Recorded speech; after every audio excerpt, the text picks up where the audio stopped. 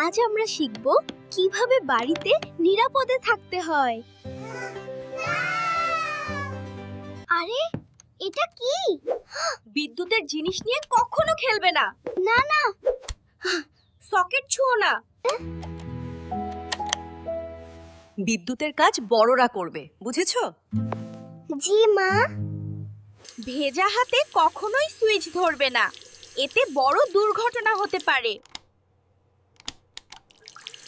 না, স্টোভ গরম থাকে, কাছে যেও না।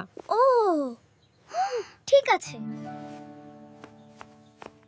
আগুন বা ধোঁয়া দেখলে সঙ্গে সঙ্গে বড়দের ডাকবে। আগুন লাগলে শান্ত থাকবে, আমরা দ্রুত ব্যবস্থা নেব। আগুন হলে দৌড়াবে না, ধীরে ধীরে বাইরে বের হবে। আমরা বুঝেছি।